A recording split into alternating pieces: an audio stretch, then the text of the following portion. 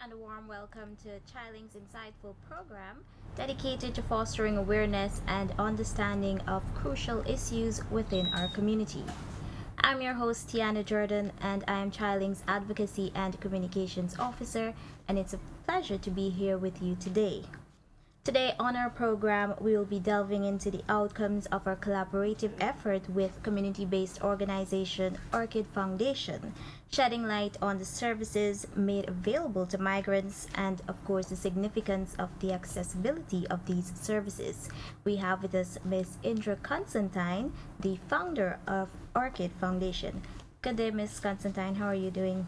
Good day. I'm quite all right. So it's great to have you on our program this afternoon. I know you're a very busy woman. Can you just, give me a brief introduction of yourself? Tell us what you do at Orchid Foundation. Okay. I am the founder of the Orchid Foundation. In 2020, we were pastoring, myself and my ex-husband. And what happened, I have noticed that community, when you're in a community and you have like a medical outreach or any workshop, you will find that only Christians will attend these workshops. You wouldn't have any other person, like for example the Hindu or the Muslim, they would not come to these workshops or even at the medical outreach. So together I spoke with my ex and I told him, I said we should start something based upon my knowledge, and that's how the Orchid Foundation started as a community-based organization to facilitate all. It's a non-religious organization. And how did you come up with the name Orchid Foundation? One of the reasons, the orchid, I'm in love with orchid. And one of the things that stands out with an orchid is that they don't have to have soil necessarily to bloom. And most orchids you will find in trees. I always have to look up to an orchid, and it doesn't matter where an orchid is. It can be among roses, and so it stands out. It's always beautiful, and when you read the orange fan concerning the flower, you will find a fascinating story. So that's why I name it the orchid. We must always stand out and be amongst be amongst the environment whereby people will always look at the orchid. And it's a very unique name. Yes. There aren't any other organizations out there with such a unique name as Orchid Foundation. I don't think so. Yes. And you do work under the Communities Responding in Emergencies, the CRIE project with ChildLinK, and this project is funded by the Delegation of the European Union in Guyana. And I want to hear more about your partnership with ChildLinK, not only under the CRIE project, but maybe shed light on some of the other projects that you would have worked with. Well, I started working with ChildLinK on the contract, I think it's 2016. And whenever they have funding, they will collaborate with other stakeholders, and I'm one of the stakeholders. And it, you know what, ChildLinK, the love that I have for children and families, community, that's what ChildLinK have.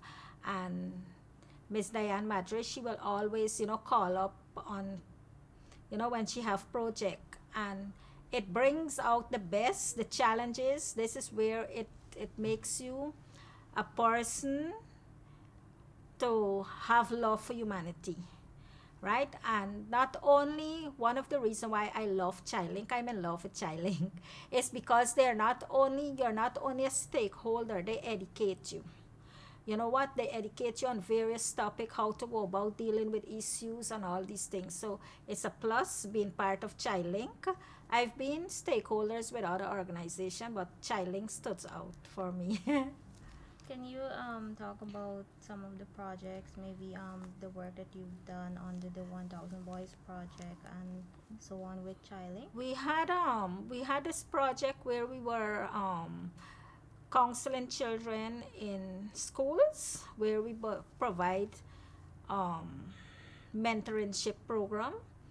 I think that was in 2016 when it first started, the children, the less fortunate children, children that are suffering from issue, domestic issue, child sexual abuse, all these issues that children have, we go and we be like a, what you call it, there is a friendship. We build a friendship, a relationship with each child, so that they know that there is someone out there who can listen to them and who can share knowledge to them. Because many times children out there, they're not being appreciated at home, right? So I think we could call it big brother, big sister. You're not being a parent to that child, but you're being a friend or a sister or a brother to that child. Because many times, even when I was young, you're always afraid to go and talk to mommy and daddy, because one of the reasons for that is that mommy and daddy might scold you for what, like if you do something that is not right, mommy and daddy might scold you. But when you go and relate to a brother or to your sister, they are more going to, That's right. advise you. That's right. And from 2016 to now, I'm sure your organization has really grown, in terms of the services that you provide to persons within communities and so on. I want to hear specifically about some of these services that you would provide to the migrant community under the CRIE project, and which communities you work specifically in. Well, because the organization is based in Region 3, we are more focused in Region 3. But one of the challenges is funding, right? So we might help a migrant family in Region 3. Let's use, for example, Parfit Harmony. But then they know somebody that lives on the East Coast that need assistance, right? So they will come and talk to us, and we will see how we can expand towards East Coast, right?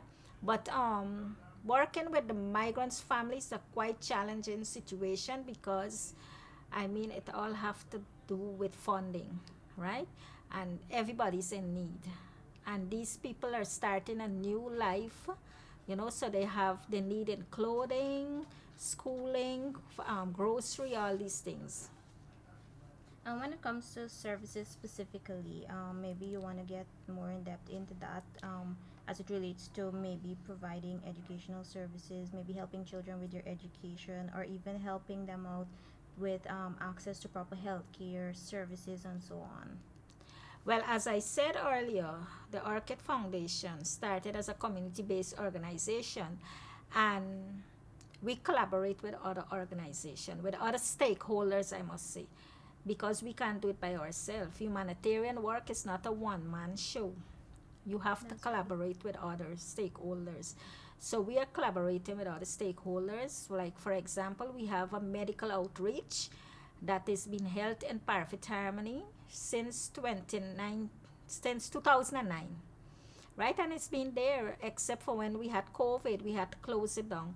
But that mobile outreach clinic is St. John Mercy Hospital Outreach Clinic, and they go into communities that are in need, where the less fortunate lives. So that medical outreach is a free medical outreach to the less fortunate.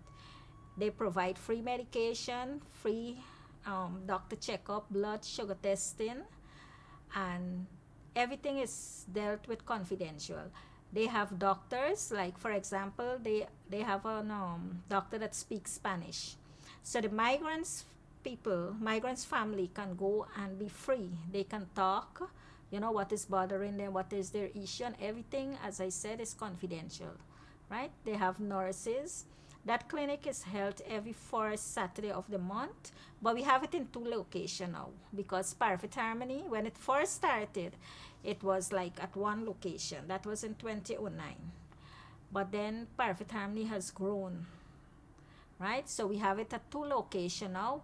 One month we have it at my end, and the next month we have it at the Four Corner next to the Muslim church. There's a Catholic church there, right? Because Mercy Hospital is Catholic, right? So we have it every other month, And right? The first Saturday.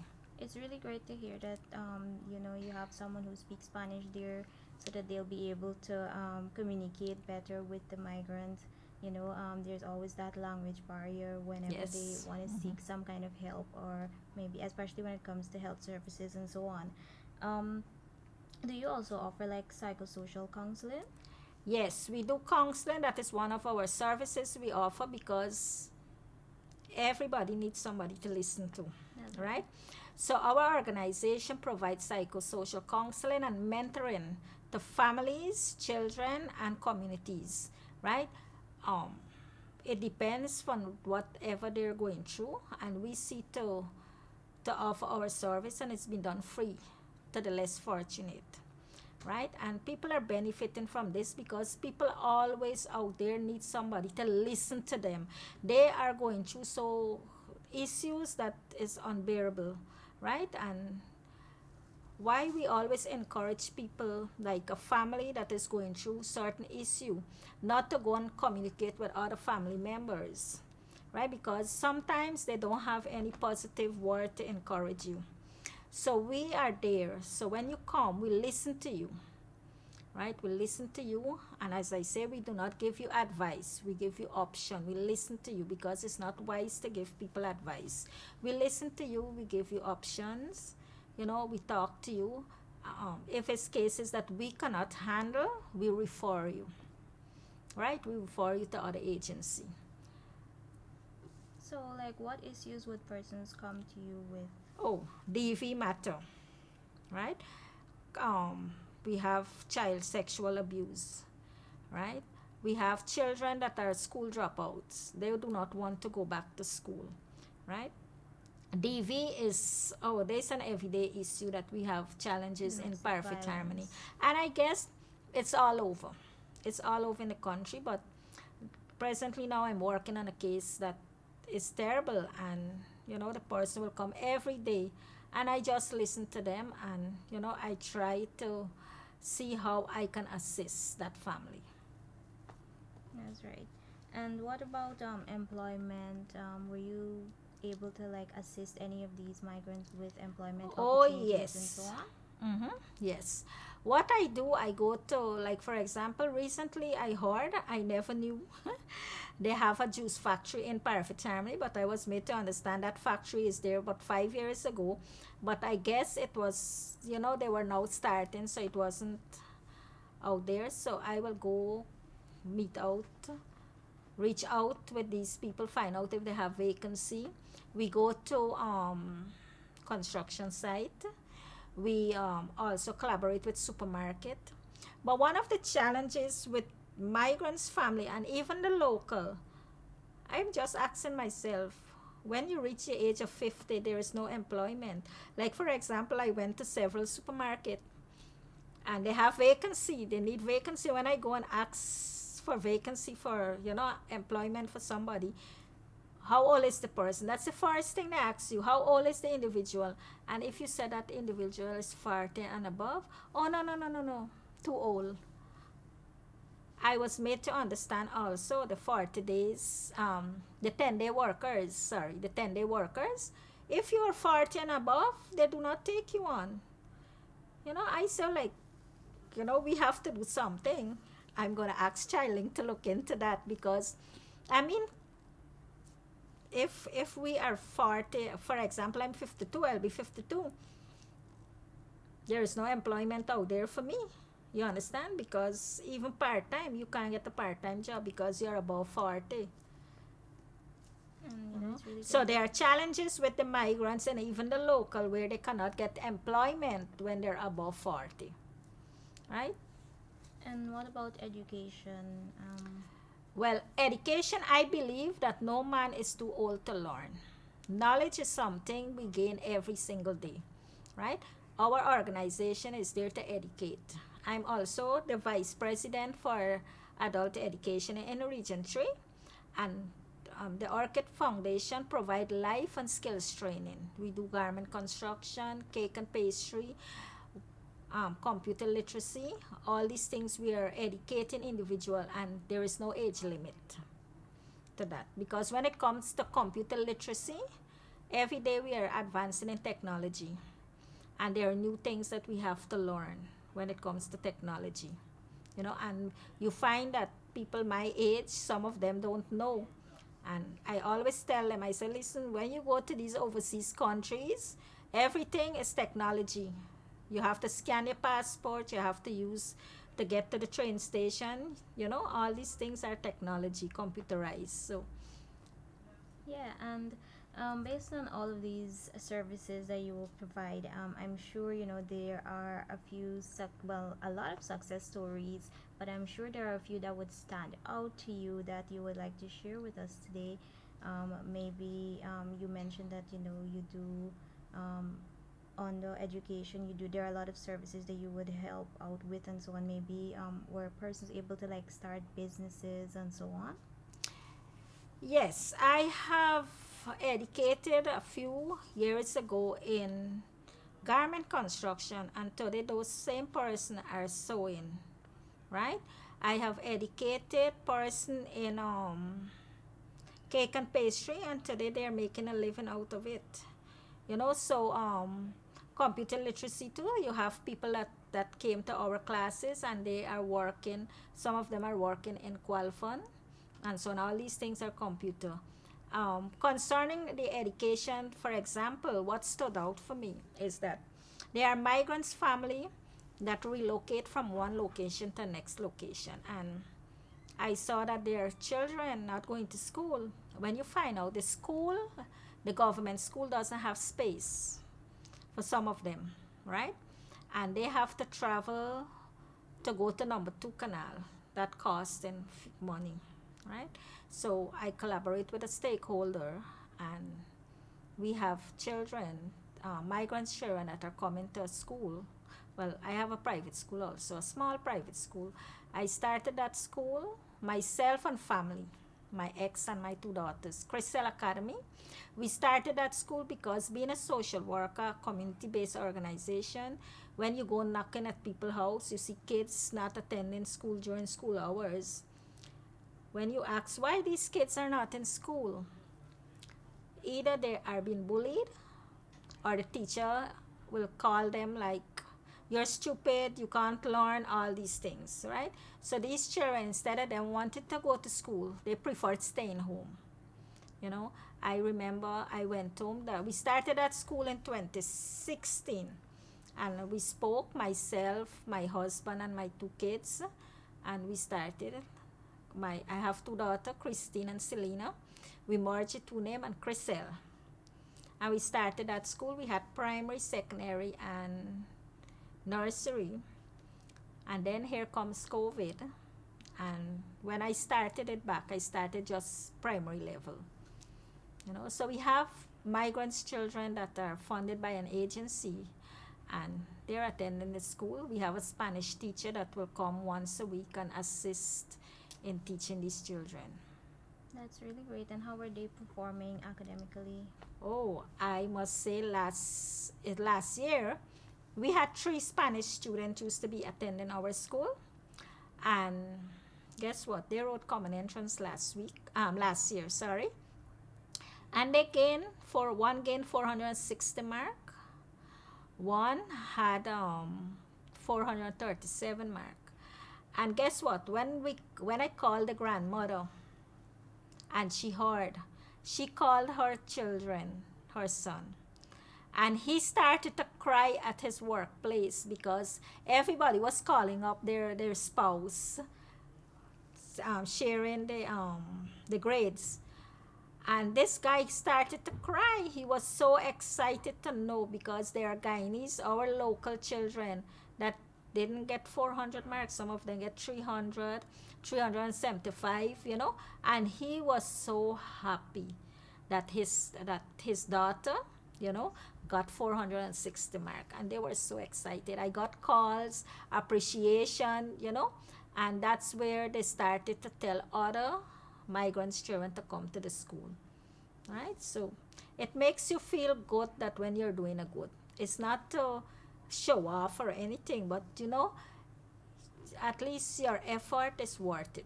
Yes, and these success stories, other persons would of course be inspired and so on to do the hard work also, and maybe other children also are inspired to, write the grade 6 exams and do so well. Yeah. How many beneficiaries, would have benefited maybe from your services so far on the CRIE? Maybe if you can give us an estimate. An estimate when it comes to migrants family is over 100.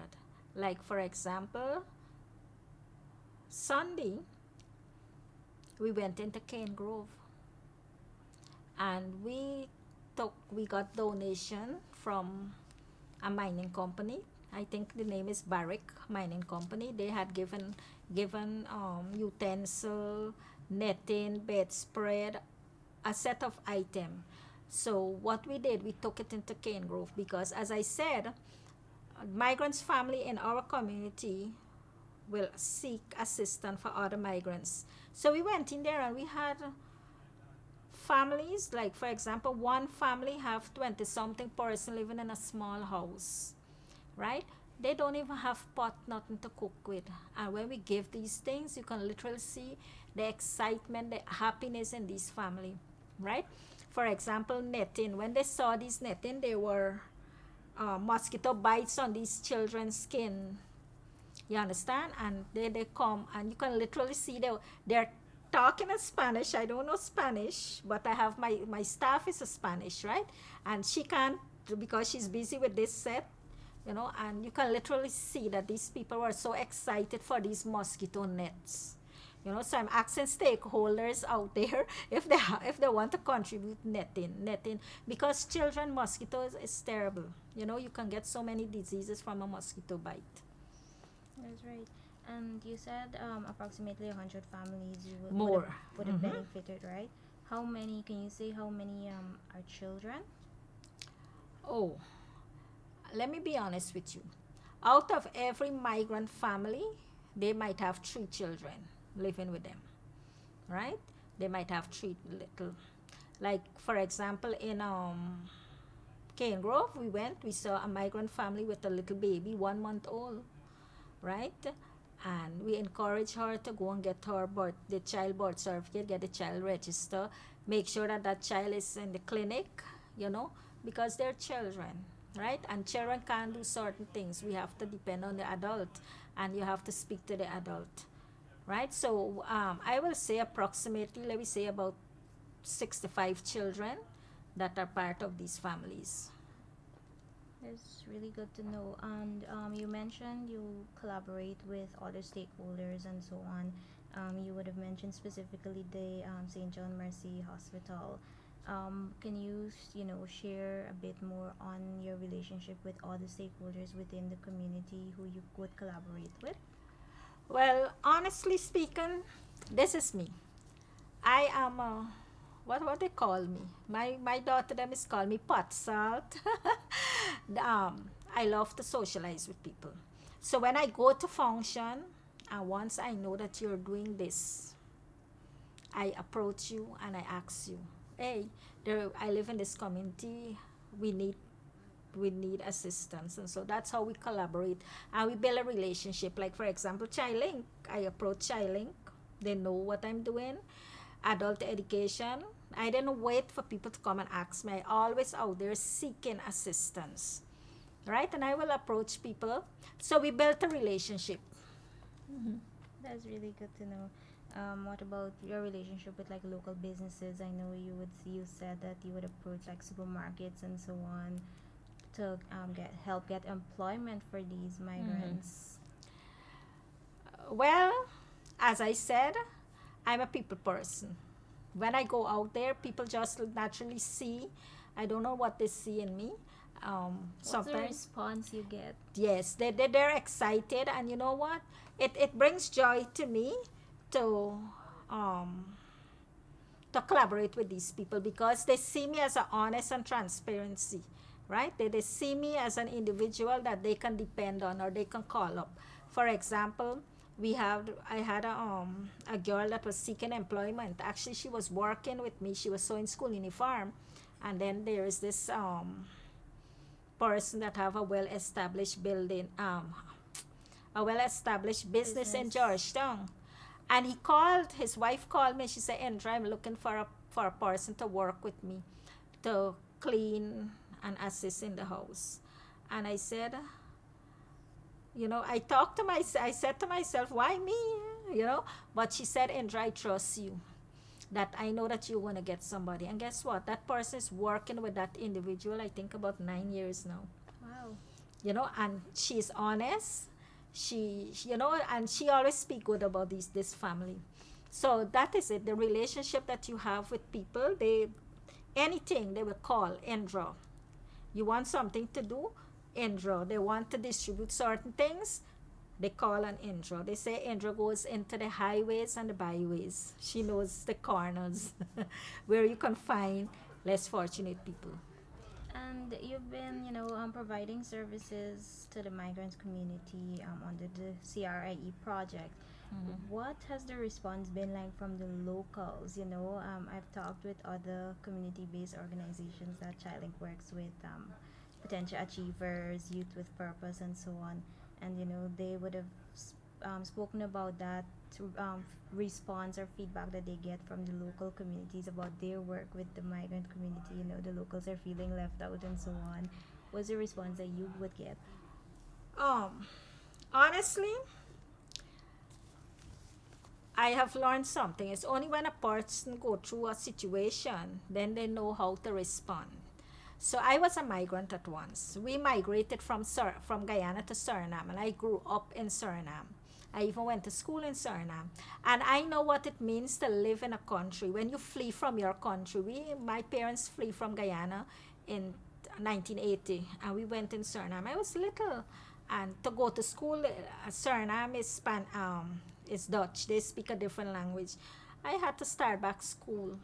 I know what it means to sleep on the ground. I know what it means. We had a lime tree outside at our backyard. That lime tree never saw a new leaf because I know what it means to be poor, right? So when people come and talk about we should not help the migrants and we are giving too much attention to the migrants, and I tell them, I said, I know what it means to be there. I know what it means to sleep on the floor. I know what it means to use one cup where you have to wait on your brother to finish using that cup before you can get it, right? So they will argue and say too much attention is given, but then I believe that charity never fails. And I told them what goes around comes around. I know that now our country is blooming, but our country was once considered to be Haiti, right? Because when I was living in Suriname, I remember those same Surinamis used to look at you and scorn you, right? And likewise here, I know some people will look at the migrants and scorn them and, feel that the migrants will destroy their families and so. But if you keep a positive energy around you, nothing like that can affect you. And sometimes you need to, only when you work with them and get to know them, then you realize, that of course they're humans just like us, and that's what persons don't understand. Yes. And back in January, ChildLinK would have hosted a workshop for the migrants in collaboration with IOM and so on. And you would have been in attendance at that workshop where, we had a number of other stakeholders at that workshop, government agencies, we had other community-based organizations, and, we had organizations like HIAS and UNFPA and so on in that workshop. How do you think these organizations can, better collaborate to improve the services that are being offered to the migrant community? And maybe you want to give some feedback on the workshop, maybe something you would have learned and so on. Well, honestly speaking, at the workshop, being part of ChildLinK, we know that there are certain organizations out there that assist with migrants. But when I attended that workshop, I have gained so many knowledge from that workshop. Even the migrants, they never knew that there are certain things that the government is assisting migrants with. And I learned. So now that I know, when the project comes to an end in March, right, we are praying that we get the next funding to help the migrants because honestly speaking, there are a lot more migrants coming in the country, right? Like Cane Grove. We have some migrants, there are over 100 people in Cane Grove living there that doesn't have legal documents, right? And my staff, she knows she knows the agency now where she can collaborate with, right? That's So really good when to we are hear. not there, right, that is why I think that is why the workshop was held, so that we know where we can go when there is when we are not there anymore, right? And it was very informative. The migrants found it informative now. So I guess what happens now, they know where to go to now. So it make our work a bit easier, right? One of the challenges we are getting with the migrants though, they expect when they submit their documents today, they expect it to get back by Friday. So I had to explain to them and somehow or the other they didn't believe us. And when they attended that workshop, they learn and they understand because they had Ministry of Labor, all these ministry that was there, right? Home Affairs, and they explain. So now we are getting less phone calls, telephone. When is my document coming out? You understand? So it was very informative, and at least they know, right? And I think there also needs to be a bit more Patient. communication and public awareness of these services. Maybe these organizations can publicize their services more so that the migrants are more familiar with where they can go to access these services, because I'm sure there are a lot more migrants out there who don't know what to do or what are the steps to get their legal documents, where to go, and so on. So information like this needs to be publicized more, and we can utilize social media and so on for that. And ChildLinK, of course, is playing a role in terms of getting your organization and other community-based organizations to come on television to tell us about what you're offering. So that's really great to know. I want to hear, what plans or initiatives or what can we look forward to in the future coming from Orchid Foundation. Well, even though we are not going to, the funding comes to an end with the migrants' family, the Orchid Foundation is still there. We are still going to assist migrants' family. We are going to assist in whatever we can, right? Now that we know that we can send them to Home Affairs, we can send them to HICE and all these agencies, we are there to assist. We will continue to be there for the migrants. The school is also there to support the migrants' children, right? We are not limiting them not to go to the government school, but as soon as school closes and when it reopens, we're going to encourage them to get their kids into the public system, right?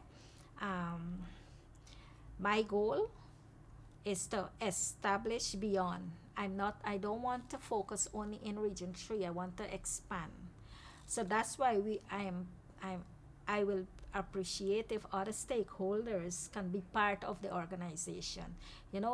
Whatever form of donation contribution, we are always willing to accept, because it's not that it's going to the organization, it is going to others out there, right? To help individual, because humanitarian work is not about you, it's collaboration. We have to collaborate with each other to get things going. That's right, and I'm really excited to see, the next step for Orchid Foundation as an organization. Like you mentioned, you would like to expand and so on. So I'm really excited to see where you go next. Can you speak a bit more about your experience under the CRIE project? You would have mentioned that, of course, the project is coming to an end in March. What has your experience been like over the years working under this project? If you can just tell us a bit about that. My experience has been there. I can't explain in words, but I have learned so much working with the migrants family, and it helps to build you as an individual when you have to go out there to see what people are going through, right? CRIE project and other project that I've worked with on the ChildLinK expand my knowledge and go into communities, right? You might go to a community today and you see fancy houses, and you go couple months after, you find little small houses where people squat and go and live in, So I believe that for me, what I've learned is that don't take life for granted, right? Always expect the unexpected. Challenges is out there, you know. And where can persons get in contact with you? How can they get in contact with you? Well, my contact information is 670-0643. I'm also, my name on Facebook is Vasilia, Vassilia, Indra Constantine. We have a Facebook page. They can email me on Constantine Indra 83 at gmail.com. And I'm available. The Facebook page is for Orchid Foundation, right? Yeah, we have a Facebook page, but I think it's inactive because I'm not really a two person with technology, so I have to talk to my daughter to update the Facebook page. Okay, well then they can definitely call you if they need assistance with anything. And then they can also contact ChildLinK, because ChildLinK, we have brochures with ChildLinK, and all they can ask for, how can I get in contact with the Orchid Foundation, you know? That's right. And or anybody comes in Perfect Harmony, I guess, and they ask for Sister Indra. Most people knows me because they see me regularly, you know. And what message would you like to leave with persons today? Well, I would love to encourage people to lend a listening ears to your neighbors, right? Be there for an individual. Assist in whatever form of means you can assist. And one of the thing is that I love this quote from our famous Mahatma Gandhi. If you want the world to be the world to be changed, you have to be the change, right? It have to start with you. Charity never fails.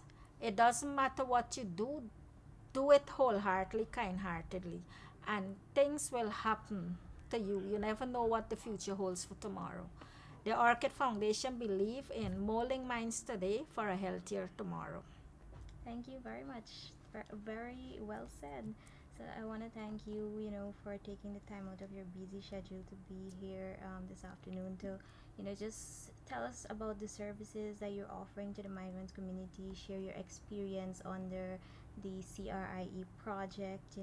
I want to say congratulations on the work that you've been doing, and, just keep up the good work.